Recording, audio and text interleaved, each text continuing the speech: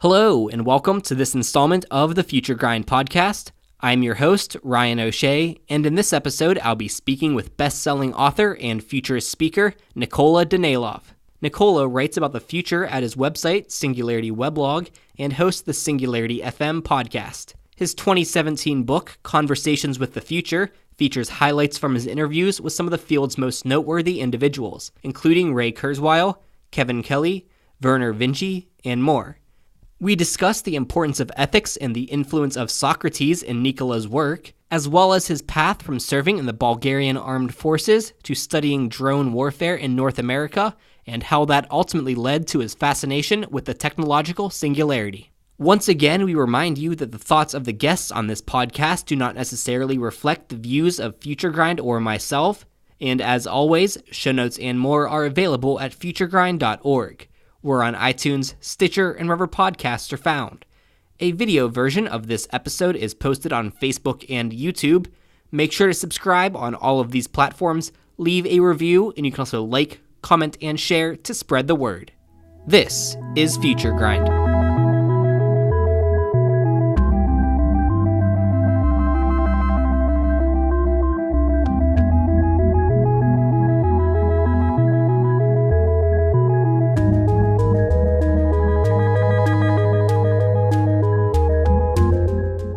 All right, so now we're here with Nikola. Nikola, thanks for joining us.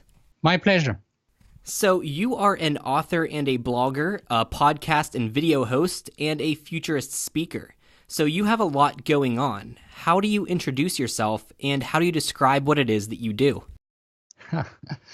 Well, that depends on which hat I'm wearing in that particular moment. But if I'm sort of in a geeky or nerdy sort of techno environment, I could say that I'm a blogger and podcaster on the technological singularity, artificial intelligence, transhumanism, and the future of humanity. If I'm in an event context, I can say that I'm a best-selling author and a keynote speaker. And if I'm in a sort of a more philosophical context, I could simply say that I'm a simple philosopher interested in basic ethics. You have so much content out there right now, whether it's blog posts or podcast episodes. So if someone in my audience is new to your work, are there a few specific episodes or posts that you would recommend they start with? Well, that's a good question. Some time ago, I did put a start page for new visitors. So if you go to my homepage, which is singularity.info, you would see in the nav bar a bunch of buttons, and one of them says Start New Visitors. And you would see a bunch of topics there. For example, it starts with a technological singularity, because this was the original topic that got me going on my journey. And on that topic, you would see 6 or 7 articles or interviews that I recommend my audience starts with. Then I have artificial intelligence, transhumanism, cyborg, life extension, cryonics, synthetic biology, mind uploading, 3D printing, nanotech, religion, death, Bitcoin, and so on. Generally speaking, if you just want to get the gist or the starting base point that I'm starting from, you have to get one distinction, and that's the fact that neither my blog nor my podcast are actually about technology. Technology is just a context, but the topic is actually ethics, because technology is amoral, but how we apply technology can be either moral or immoral. In other words, technology is just the tool, and we as the decision makers make it a positive or a negative thing, because we provide that ethical charge, which technology doesn't have on its own. And therefore, my blog and my podcast are actually not about technology. They're about ethics. They're about those choices we make. And there's a couple of very short, probably 3 to 4 minute blog articles on that topic that I have written. One is called Technology is Not Enough. And the other one is called Technology is the How, not the Why or the What. Well, I will make sure to link to both of those blog posts and your Get Started page in the show notes at futuregrind.org.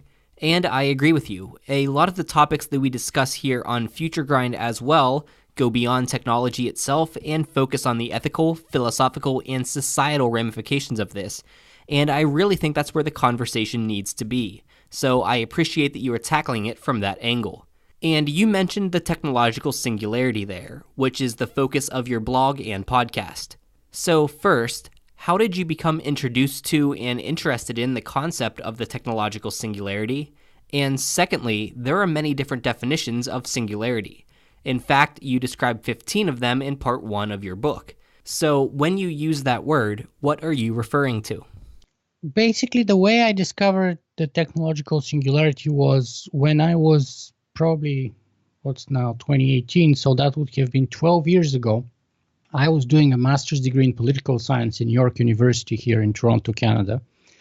And I was looking for a new topic that's, something different from World War I or World War II that have been beaten to death to write my thesis on. And one day as I turned on the news, would have been probably late 2005, early 2006 or so, there was this report about drones being used in Iraq and Afghanistan at the time. And then I thought, well, why don't I write my thesis on drone warfare in Iraq and Afghanistan? It's a new topic. Nobody's written on it yet. There's no literature or hardly any public awareness of what's going on that topic. And so I started doing research on drone warfare. And as a result of that, I wrote a paper called, that was 12 years ago, my thesis.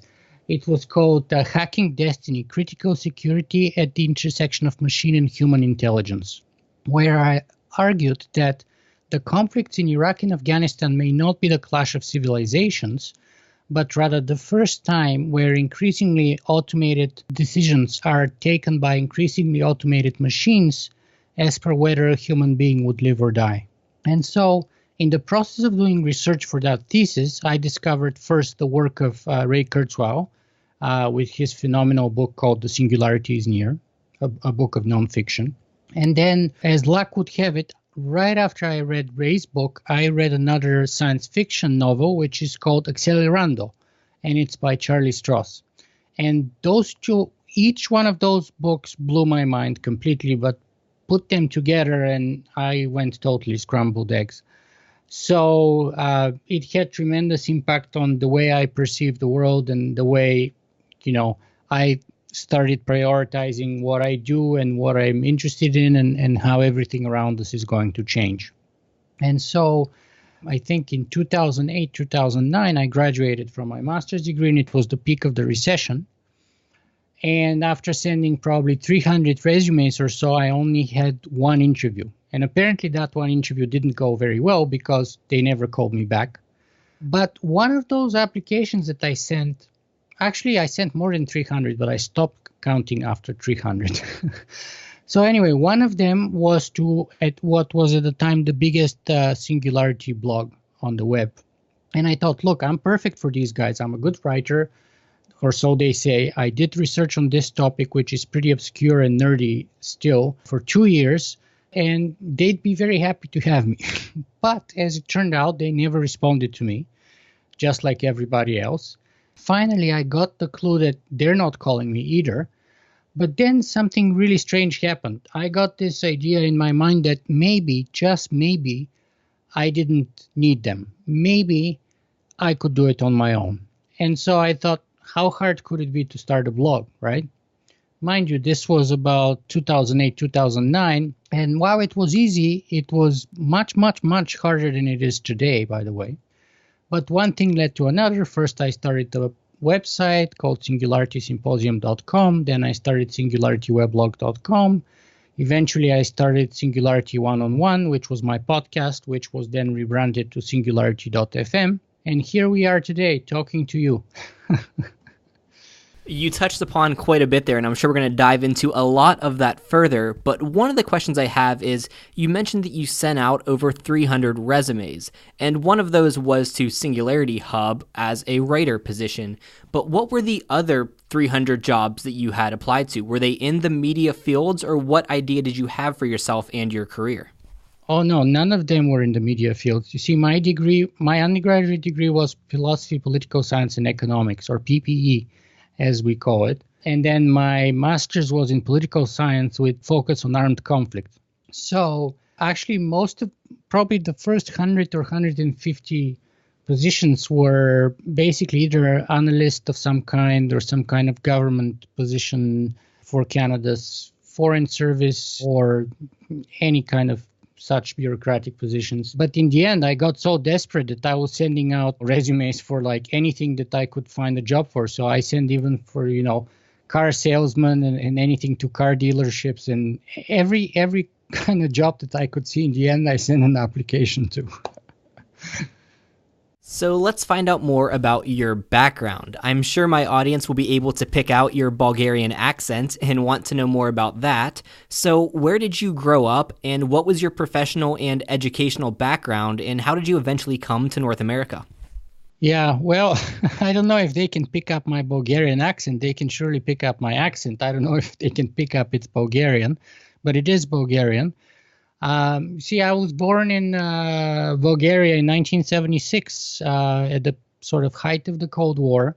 So I grew up behind the Iron Curtain in communist Bulgaria until I was 14, when sort of big changes, politically speaking, started happening, and communism basically collapsed. Then I graduated from the English language high school in my town, Plovdiv, which is the second largest city in Bulgaria, and was probably the best high school in the country at the time, and got conscripted for my mandatory military service. So I served 1 year, 1 month, and 26 days. Afterwards, I basically had an honorable discharge. I think I was about 19 or so, and my first job was working at the reception desk of the first private hotel in my town. At the time, not too many people spoke Bulgarian, spoke English, So that skill came pretty handy. And then a couple of years later, I applied to a bunch of international universities in the United States, New Zealand, and so on. With a test called TOEFL, Test of English as a Foreign Language, as well as my high school record. And I got accepted to maybe 8 or 9 across the world, but I didn't have any money to pay for any of them pretty much. And the cheapest one I got accepted to was in a tiny little place called Beckley, West Virginia. And the reason why that was the only one I could afford to pay for was because I had a little inheritance property that I could sell, and that was probably worth, I think, about $3,000 at the time. And the College of West Virginia was non-discriminating with respect to students, whether they're in-state, out-of-state, or even foreign students. In other words, everyone paid the same fees, which was maybe $1,000 or $1,200 per semester. And then living expenses in Beckley, West Virginia, were super cheap. Like, you could buy a house at the time for $30,000. And I was paying rent probably. Actually, we were sharing the second floor of a house with a friend of mine for $200 a month, and my share of that was $100 a month. So that was my rent. So I spent a year in the United States basically studying and traveling all over the East Coast. I covered everything from Key West to New York City. And after that year, I decided to come to Canada and move to the University of Toronto, which is where I eventually completed my undergraduate degree. And, after I did my master's, I eventually became Canadian citizen, and the rest is history, as they say. Well, that's a very interesting story that got you to the point where you're at now. And when you mentioned you started this whole blogging because you did not get the position at Singularity Hub, was your goal to make this a career at this point, or was it simply a hobby? When did it become a full-time thing for you, and how did you monetize it so that you could support yourself? Well, so at the time, basically, I was kind of getting pretty depressed and desperate. As I said, I was sending out job applications for car salesmen, and those guys weren't even calling. So that's not very kind of hopeful news. But when life gives you lemons, make lemonade, as the old saying goes, right? So that actually turned out in retrospect to be very good news to me because, I don't think I would have done very well as a bureaucrat somewhere in the Canadian government or bureaucracy or what have you. Basically, in the beginning, it started out just as a sort of give it a try kind of thing. I mean, I was very scared, to be honest, right? Here I was, a political science and philosophy student who had no idea about websites, web design, HTML, or nothing of technical value whatsoever.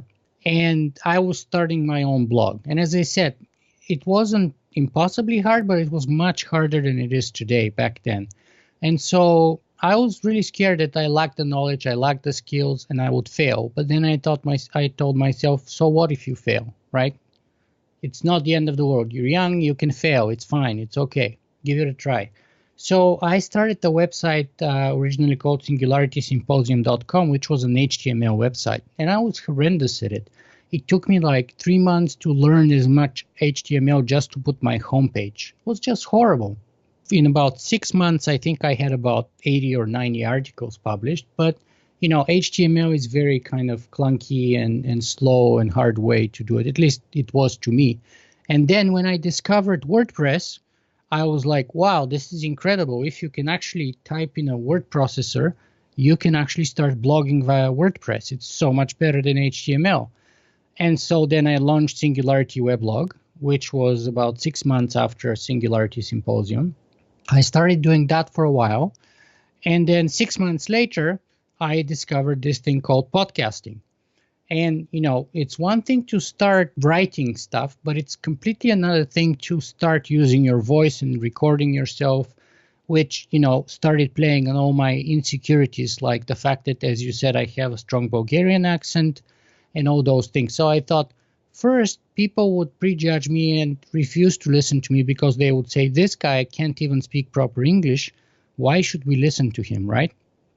And second, at the time, I didn't feel like I was an expert, even though I already had spent 3 or 4 years studying the topic, but I still felt pretty sort of insecure and pretty sort of as a fake, if you will. Like my voice wasn't like the radio voice. I had a strong accent. I didn't feel like an expert. So under all rational, analysis, I should have never started podcasting.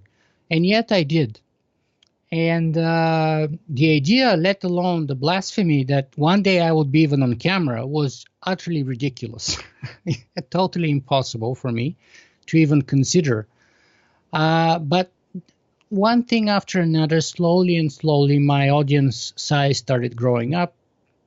And after a few years, I had already interviewed, let's say, the top 100 experts in the world.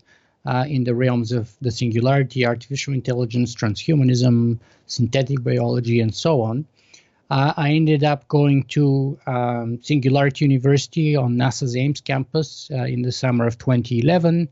And even one of my blog audience members bought my plane ticket. So those guys accepted me on a full scholarship, which at the time was roughly about $30,000 or so. And one of my audience members told me, you deserve it. I'm going to buy your plane ticket. So he even paid for my plane ticket. And so slowly, one thing after another, and sort of like with a big struggle, my audience started growing. In terms of monetization, I have to say that it's always been a struggle for me. I've never had this big breakthrough moment, neither with traffic nor with money. It's always been slow grinding and just picking one drop at a time or one person at a time. Originally, it started with small little donations from fans that could go to my blog and make a direct donation to me via PayPal. And I would make like $300 or $400 a month from people.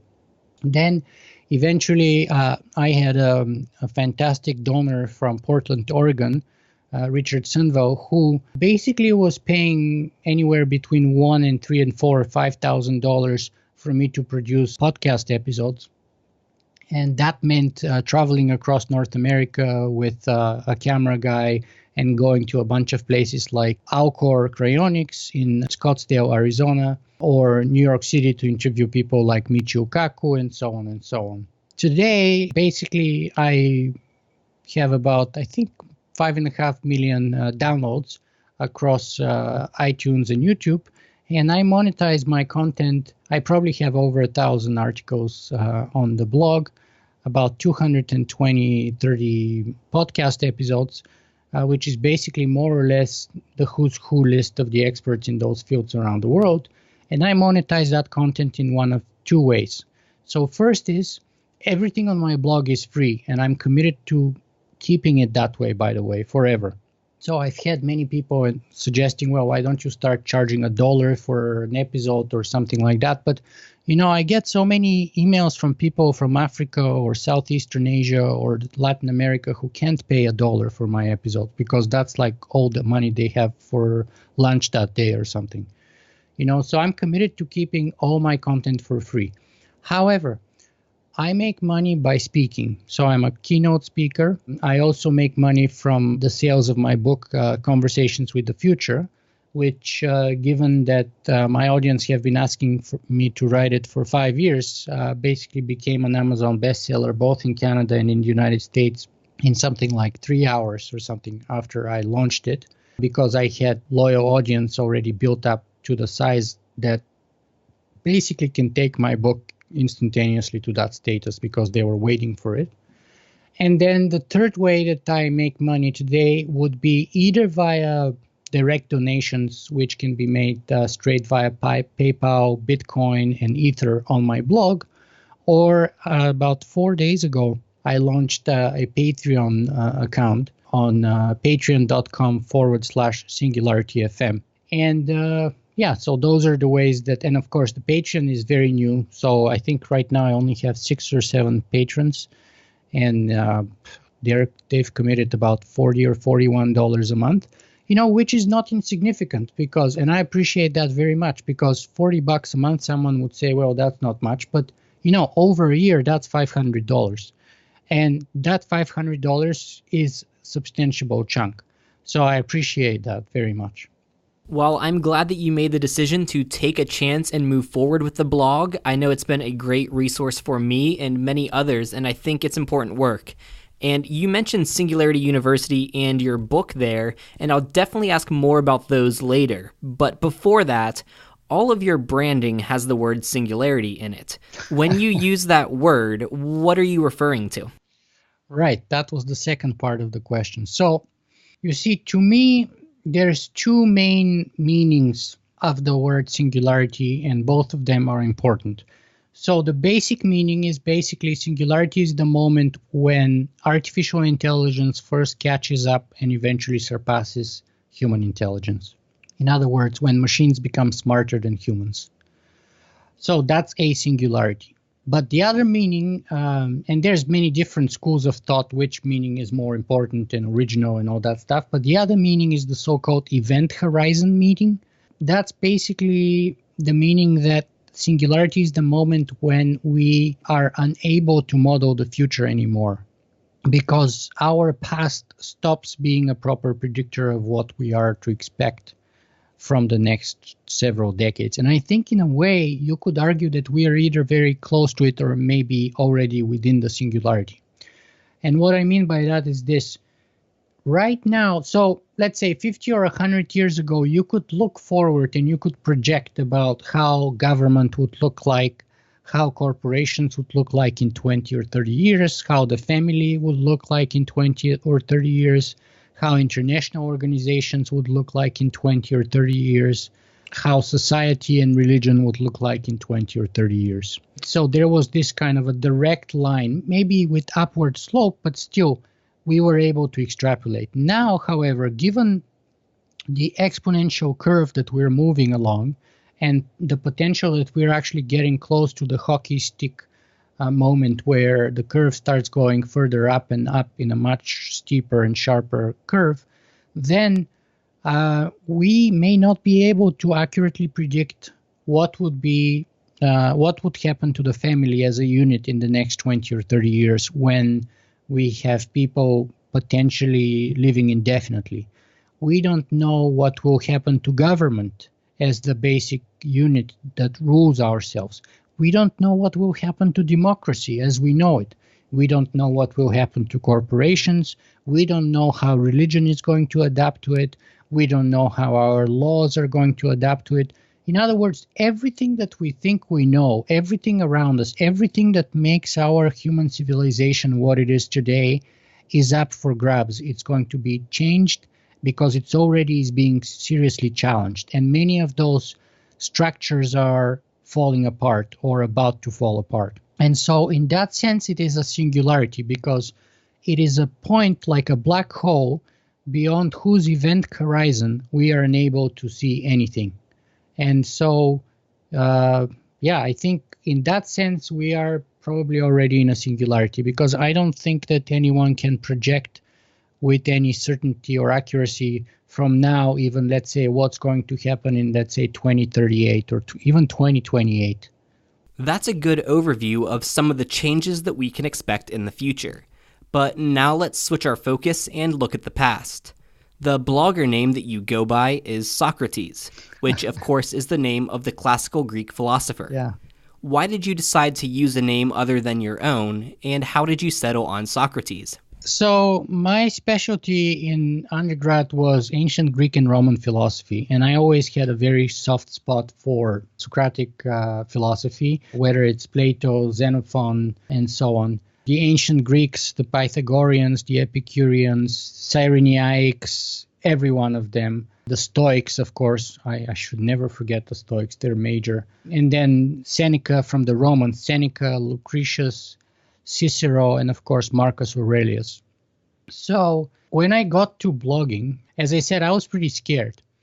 And, at the time we still believed that there is such thing as anonymity online. And the joke of the day was that, nobody knows that you're a dog online. In other words, the idea, which is kind of naive now when you look back at it in retrospective, but the idea was that at the time the internet would make everyone equal and nobody would know who's who, and that this kind of free and amazing thing would happen. And so, especially since I didn't know if I'm going to succeed or fail, I thought, well, why don't I start writing with a pseudonym, right? I mean, even if you look at great writers or movie stars, so Marilyn Monroe is not Marilyn Monroe, she's Norma Jean. And Mark Twain is not Mark Twain. All of them picked pseudonyms. So I thought, Mark Twain's name was originally Samuel Clemens. And my name is Nikola Danaylov, and I'm in North America. So I thought, well, how can I pick a pseudonym that's kind of accurate in representing the fact that I don't originate from here, but doesn't quite go all the way to reveal my identity? And so I thought, well, I love Socrates, and many people have also given me the name of Socrates when I was in the army for a number of reasons, like asking questions all the time and stuff like that. So it's not a nickname that I pick per se myself, but it was kind of given to me. And at some point I thought, well, instead of fight it, why don't I just embrace it? So all those things put together, and you end up with an alias of Socrates. Well, I think that makes sense, and it gives the audience an idea of what they're getting, because you do come at this from a philosophical perspective, and Socrates, of course, was among the first moral philosophers, and since you focus on ethics, I think that is a great name for you to choose. And I've also heard you mention that you'd like your Singularity Weblog to be a modern version of the Greek Symposium. Can you explain this further? Exactly, yeah, that's the idea. You see, the ancient Greeks, especially in the Socratic time, but even in Rome too, had this idea called symposium. And basically, in colloquial terms, a symposium is a drinking party. It's a very low-key, very relaxed event where people get together and just eat, drink, listen to music, and have good time. However, in addition to that, they would often discuss profoundly important topics such as philosophy, ethics, religion, law, war, love, beauty, poetry, and so on and so on. And the idea is that at the end of the night, after the symposium was over, each guest would leave the party with a new understanding, new awareness of the topic that was discussed. And usually Plato would sort of set the context for those symposia. And Socrates was kind of like the proto-host, where he would play the role of the sort of the guide into our investigation of any particular topic by asking very important and relevant and witty questions. And so the idea of Socrates was that he never taught anyone anything, but rather what he did was he acted as a midwife to helping other people giving birth to their own ideas.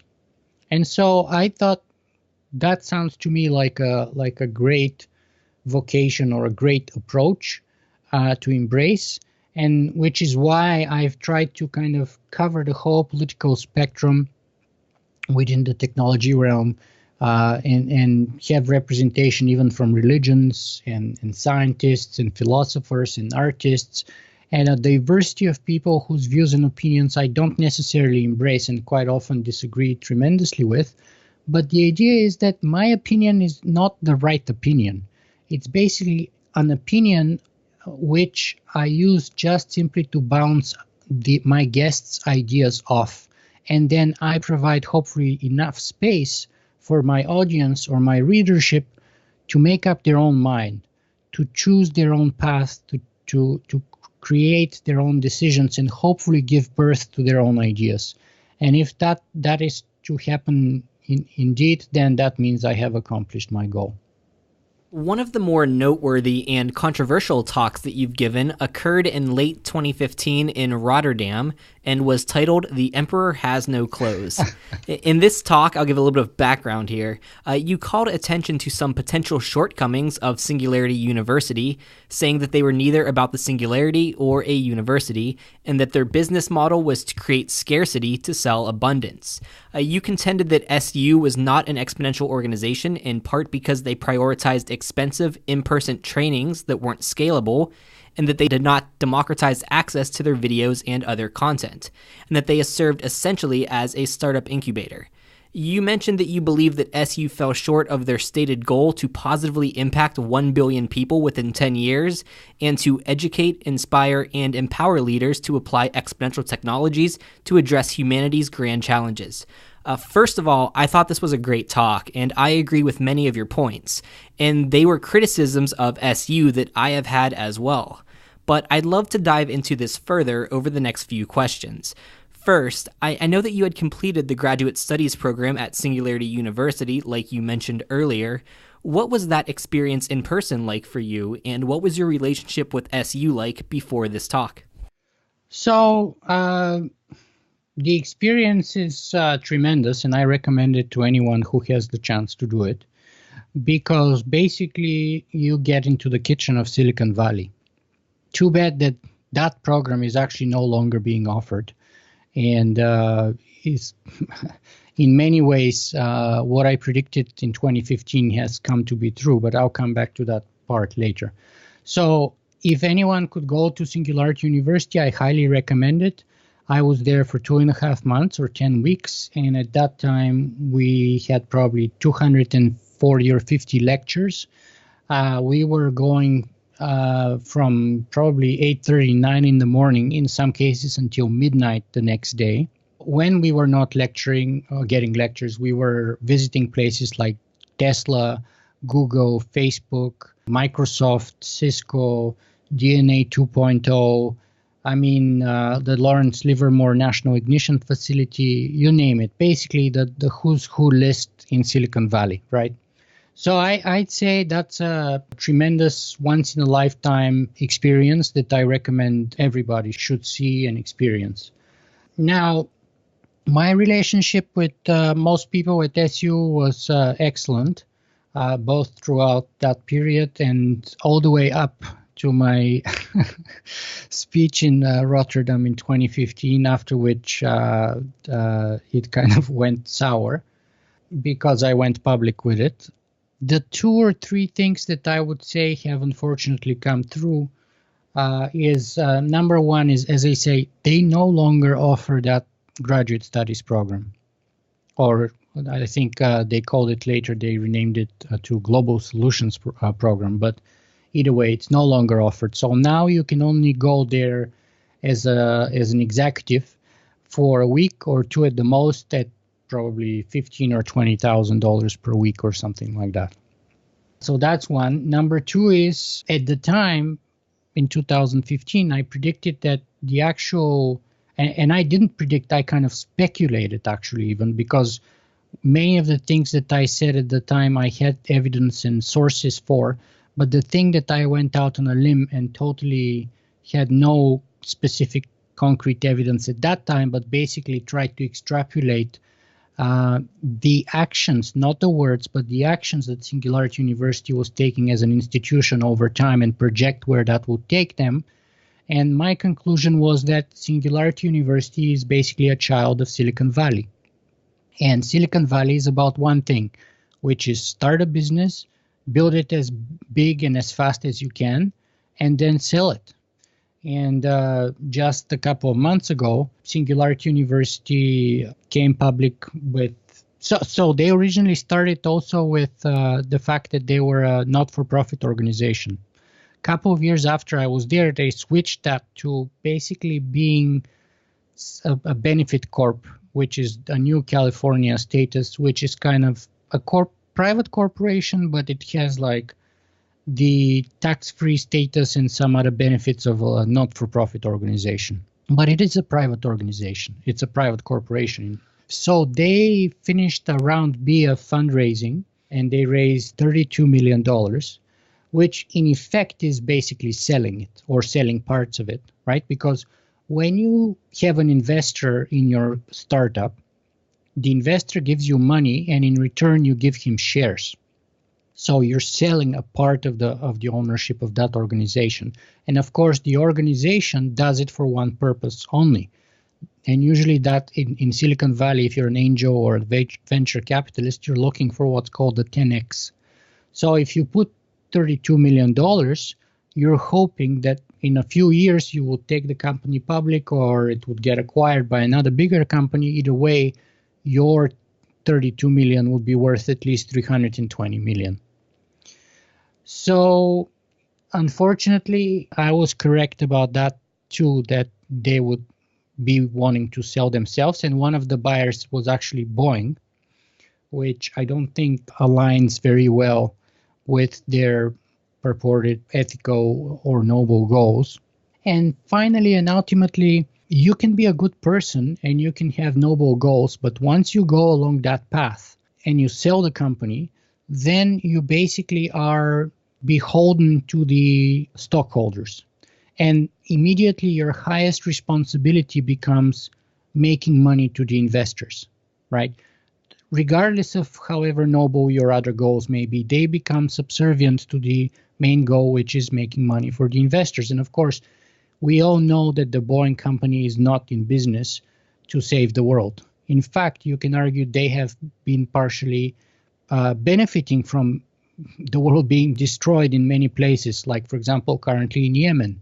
And Saudi Arabia is using a lot of Boeing equipment to wage that war over there. And it's one of the greatest humanitarian disasters, currently speaking. So that was kind of a very unfortunate outcome of that acquisition. And the other thing is, take, for example, another company like Facebook, right? And the recent revelations surrounding Cambridge Analytica and the fact that 87 million users of Facebook basically had all their data acquired by Cambridge Analytica. And that's only what we know, by the way, so far. But Mark Zuckerberg is not a bad guy. I actually think he's a very genuine and he's a good guy. I think he's a good guy, really. But I think at this moment, at this point of time, he has no control over the company because he has investors and the company is basically public. And the most important thing right now is to make money. And unfortunately, the only way that they make like 97% of their money is by using their users as the product, right? So we are all the product. We are not the users of Facebook. The users of Facebook are those companies like Cambridge Analytica who actually paid money to Facebook to use our data or to give access, to get access to us in our data and send us certain messages and narratives and manipulate us to buy this product or to vote for this person or what have you. And so many other businessmen have talked about that, by the way. So, for example, Richard Branson talks about this in his book, Losing My Virginity, how when he had Virgin be a public company, he completely lost control over his own baby, basically, over his own company, which is why eventually he went back and he bought back every single share and took the company back private so that he has the sole ownership and sole control and be, in fact, the one in charge of his company, right? So this is not news. And so by becoming now entangled in this kind of investment obligation with companies like Boeing, Singularity University would at best always be subservient first and foremost to its shareholders. And that's just sad and too bad for me, because they had very noble goals, and I think they had good prospects of reaching them too. Yeah, I agree. The team behind Singularity University is amazing, and their stated goals are ones that I can absolutely get behind. And you mentioned that you were worried about some of the ramifications of this talk when you gave it. Was there any personal impact to you? And what is your relationship like now with Singularity University, or some of the people you had relationships with there? Well, look, nothing is free in life. And when you make a decision, there's always consequences. And so in my case, for example, there were a variety of consequences. One of which, just the least one of which, is that at best I'm currently being ignored, which is totally okay by me, by the way. And that was a decision taken at some point right after my video came out in Rotterdam. So originally they did try to take down the video. And they called the Netherlands and they talked to the event organizers and asked them to take down the video. But I had already foreseen that. I mean, that's not so hard, and I'm supposed to be a futurist. So I had already foreseen that possibility, and I had already told the event organizers, please let me deal with the videographer directly, so that a few days or weeks from now, when somebody calls you on the phone and asks you to take down the video, you can say, we have nothing to do with it. So I took possession of that video as soon as my presentation was over, and I published it on my own channel. And then, so after they saw that they couldn't take down the video from there, then someone told me that one person even tried calling Google, because basically Google is literally a stone throw away from NASA's Ames campus. You can actually walk, I think it's about 20 or 25 minutes walk, if I remember, to Google's campus from SU's campus. And they asked them to take down my video from YouTube, which of course Google refused to do, which is good for them, because that's of course censorship. And of course my video doesn't have, any explicit material, no violence, no sex, no improper language or anything like that. It's just like a philosophical or ethical argument, if you ask me, or speech or presentation. And then they called me and they sort of started investigating what's the kind of possibility of me taking down the video, which they quickly found out that that's kind of zero. And that surely doesn't help to keep the relationship going very well. So an audience member in that talk in Rotterdam asked you about the potential of you authoring a book, and you answered that it was something that you were considering, but you didn't feel prepared to tackle it at that point. Right. And a little over a year later, you released Conversations with the Future, 21 Visions for the 21st Century. Talk a bit about this book and how it came to be, and also what changed in the year since the Rotterdam talk that inspired you to move forward with it. So that talk in Rotterdam was very hard for me in a bunch of levels. And afterwards, I had people who were calling me fans and who were telling me, look, you should hire a lawyer because they're going to come after you. Or someone was telling me, you should get a bodyguard because, Peter Diamandis deals with shady Russian billionaires and all kinds of stuff. Who knows what he's going to do? And I know a lot of people were very pissed off. Now, my audience have been asking me for a book for 5 years at least, as I said. And I've always said no. But the reality is, whatever it is that you're saying no to, after 10,000 no's, there's usually a yes. So after I did that speech, I kind of got depressed. It's not a very optimistic or positive speech. It's not something I'm particularly proud of. And it costed me a lot emotionally, financially, by the way, too, and in many other ways. And then I had a number of people asking me still to write the book. And so I thought, well, this is as good a time as I'm ever going to get to sort of look back and sort of aggregate perhaps the best of my podcast to this moment and put it in a book form, because many people are telling me, well, I don't want to read or listen to 400 hours of podcasts. All I want is a book that I can sort of get the gist of the best and move on. Anyway, so at some point I couldn't say no anymore, and I produced the book. One more question about that Rotterdam talk, and it was from the Q&A. You had mentioned there that you felt ethically that you should be vegan, but you struggled with it and still consumed meat. You said that you and your wife had experimented with veganism, but encountered some health consequences that had to be overcome. Since then, it seems that you have successfully adopted a vegan lifestyle, and I am very much where you were in 2015. I don't want to cause suffering to any conscious creatures, but I also struggle with the idea of committing to a vegan diet. I'd love to know, how did you go about making that change full-time, and what have the results been? So let me start backwards. So the results have been that I'm in the best shape of my life. I'm a cyclist. I've never tried to lose weight because I eat literally like a horse now. But I've still lost about 5 or 6 pounds of fat. I'm stronger than ever. I sleep better. I look younger. My skin looks better. My face is not puffy anymore like it used to be. When I was going to get pictures done for my speaking by a professional photographer, the first thing she asked me is, "Are you vegan?" And I was like, "Yeah, how would you know?" And she's like, "Well, meat and especially dairy eaters have very puffy faces." Anyway, so I also did it the scientific way. So I've been following my blood work every 3 to 6 months. And I've been now vegan for over 2 years. And slowly, one step at a time, my blood picture has never looked better than it is right now.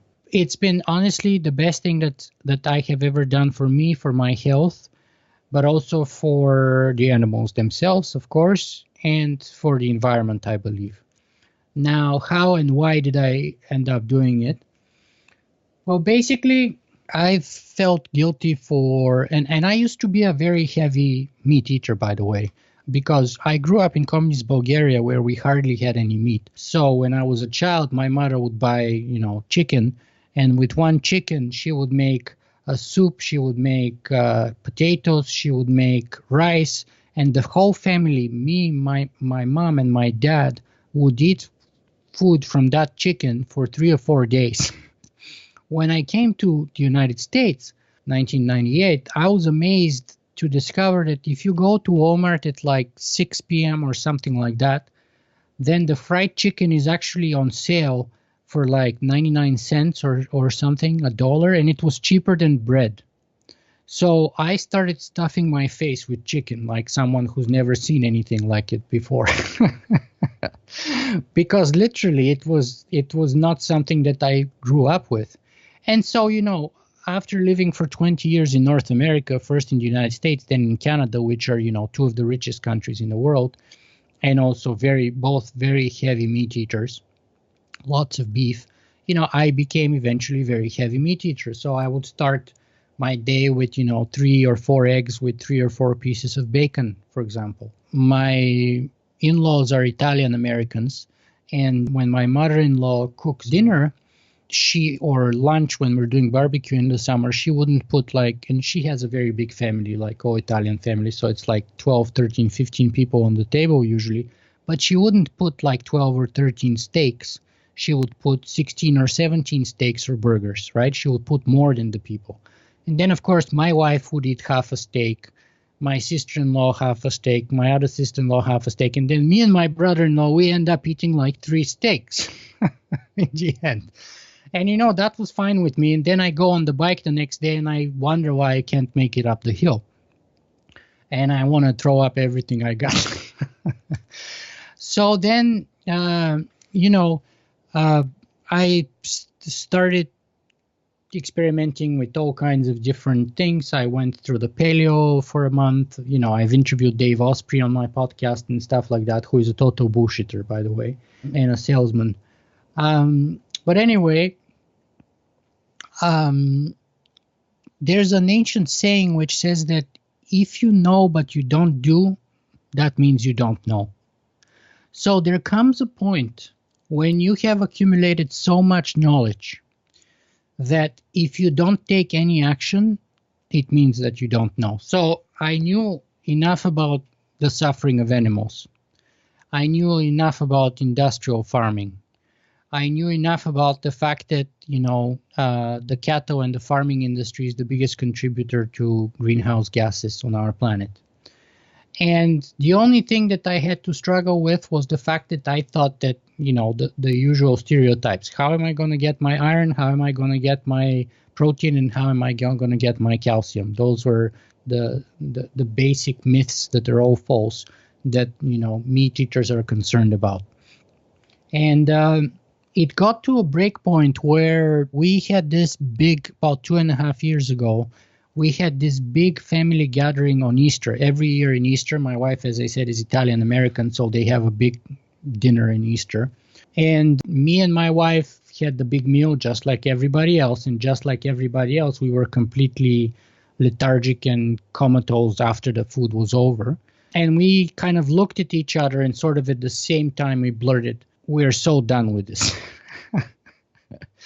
And so the next day we came back home.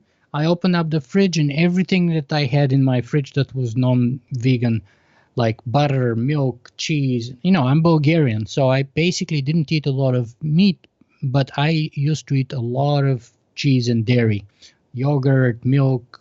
I used to do tons of that. And I gave everything away to my sister-in-laws, and we became vegan. Now, when I say vegan, let me be clear. Vegan is a very, very bad word to use. It's a horrendous word to use because you can be vegan by eating, Twinkies and white bread and white pasta and white rice and all kinds of other processed junk food, and you would probably die in 3 months. And you would be obese and unhappy and unfit and miserable in the meantime. When I say vegan, what I mean actually is whole plant-based food, whole plant-based diet. And, I was 39 years old when I did the switch. That's 39 years of momentum and inertia that we carry with us of how we used to eat and how we're used to eat. And then you have to understand that you cannot change that overnight without making some mistakes. But if anything is worth doing right, then it's worth doing wrong for a period of time until you figure out how to do it right.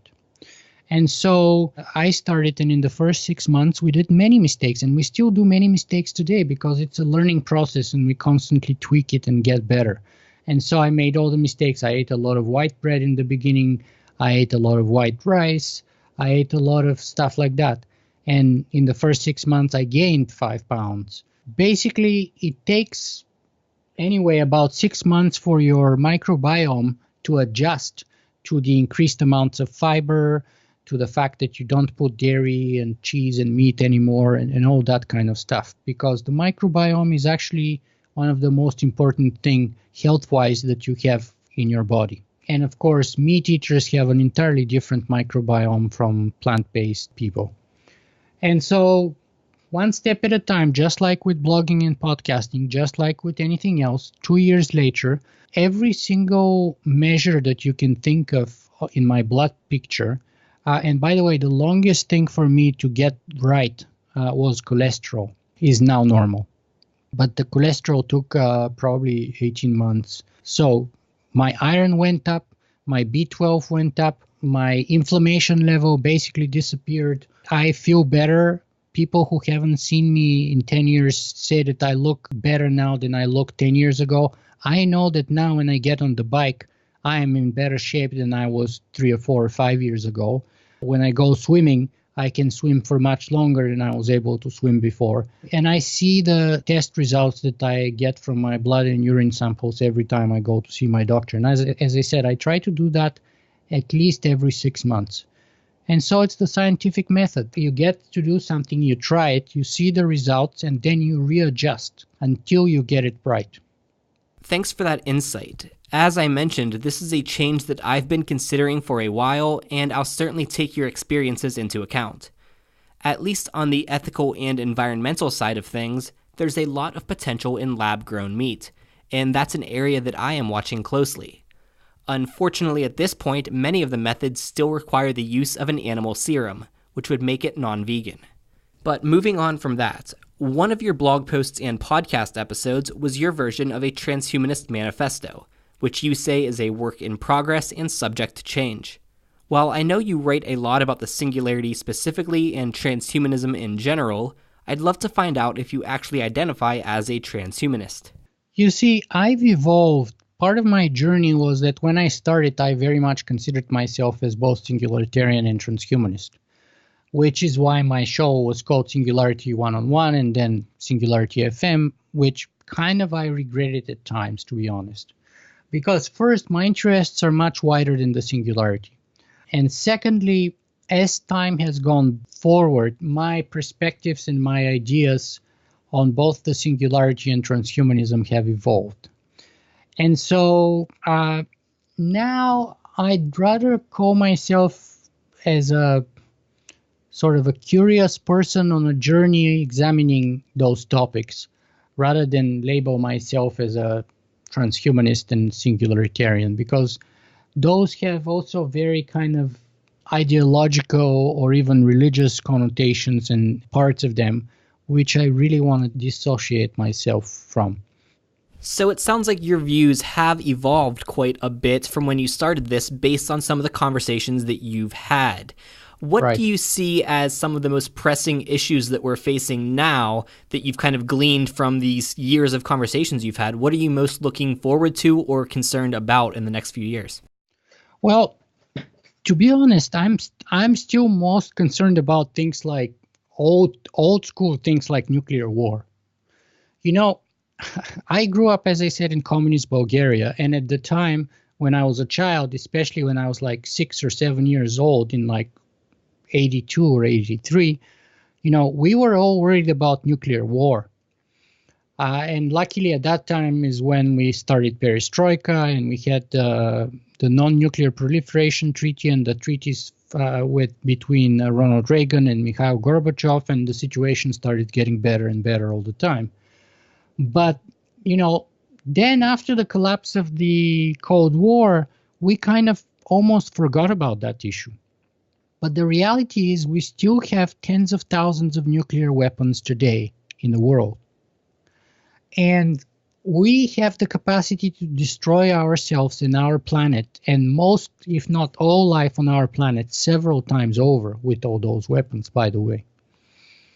And look at the current geopolitical situation, and I would think it's hard to say that the relationship between Russia and the rest of the world has not been at such a low level or such a polarized, diametrically opposed, confrontational, even if you want, reality since the Cold War. And then put on top of that the fact that you have a former spy / KGB operative, right, who was basically brought up in this kind of realpolitik dagger kind of a school, intellectually speaking, because, you know, this is what Putin was. He was a former KGB operative in Eastern Germany, which is why he speaks perfect German, and which is where he observed the collapse of Soviet Union and the Eastern Bloc from, Eastern Germany, by the way, who is now trying to kind of go back in time by a century or so to the pre-revolutionary era and sort of restore the former glory of Tsarist Russia as one of the main empires in the world. So you have this kind of person in charge of all Russian nuclear weapons. And then on the other side, you have someone like Donald Trump, who, as one of my latest guests on my show said, I think very well, is a little unhinged.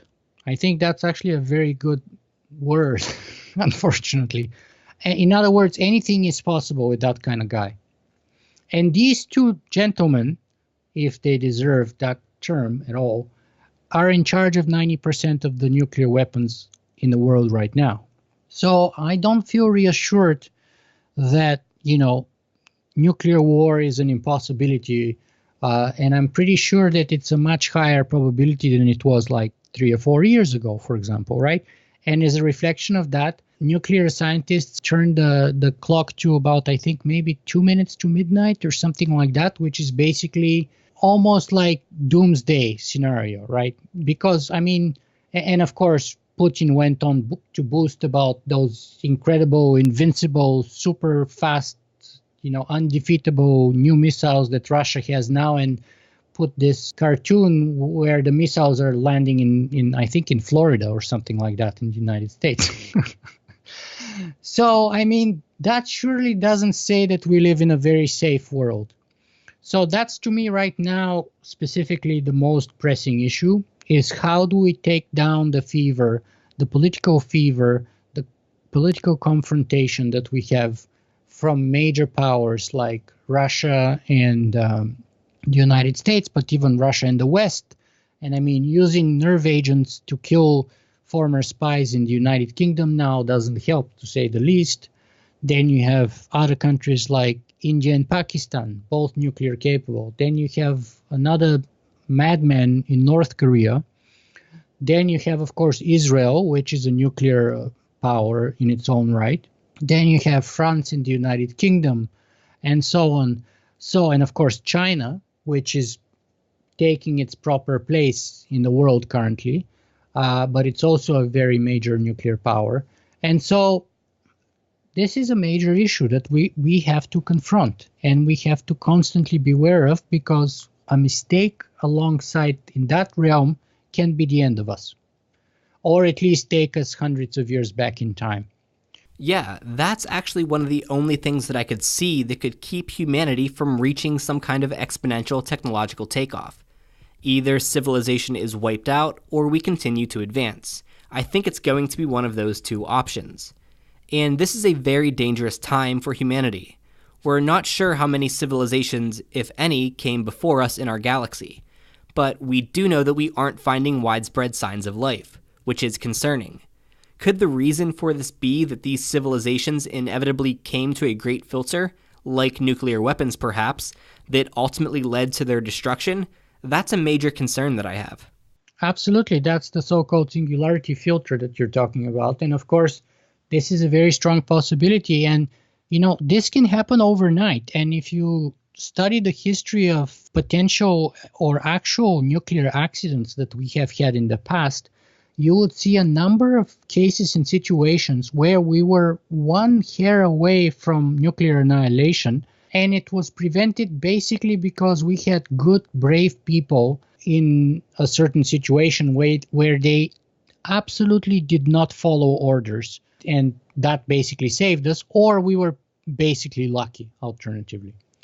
So the fact that we have survived so far is not because we're so smart or so skilled.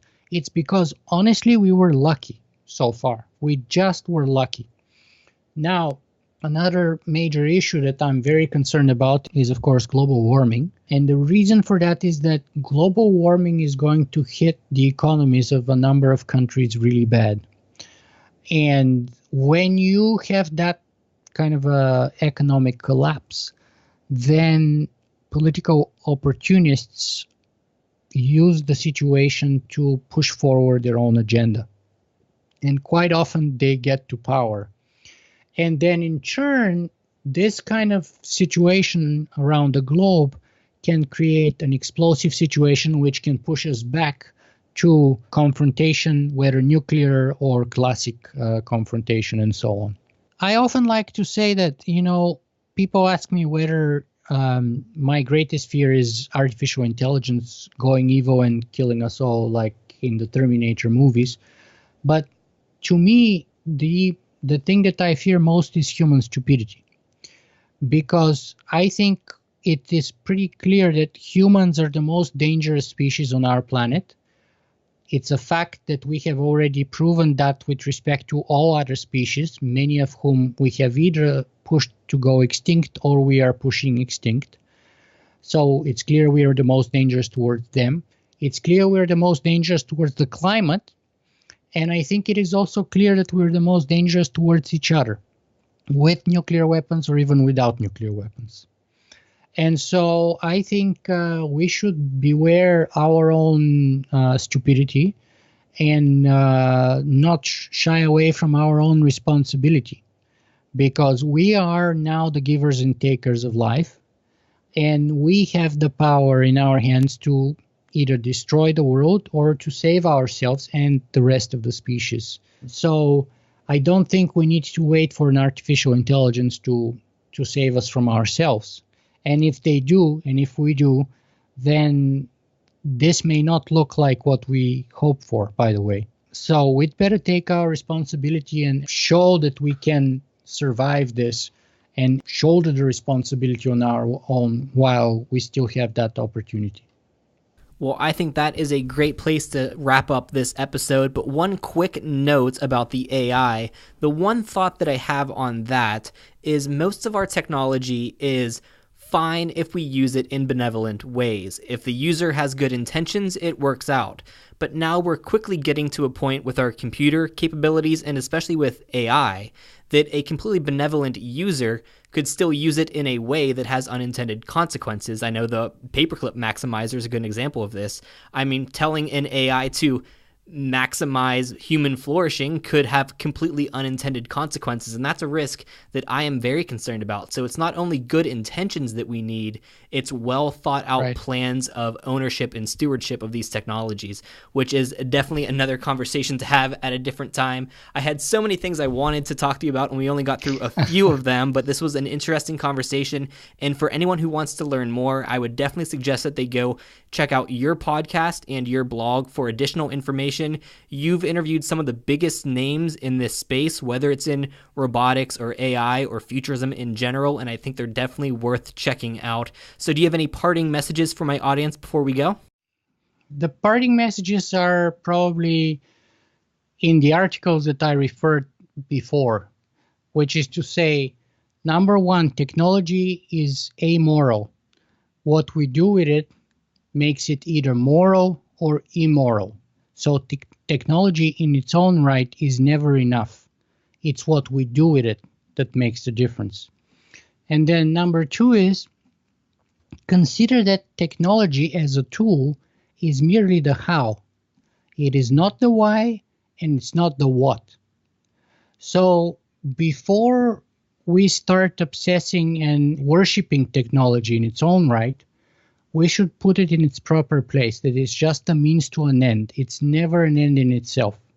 And so instead of focusing on the how, we should rather focus on why and what. Why do we want to use technology, and what do we want to accomplish, right?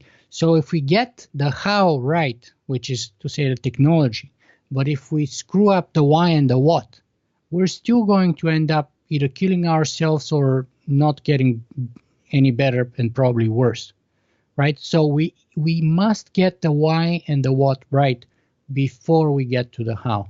Otherwise, we have no chance of survival.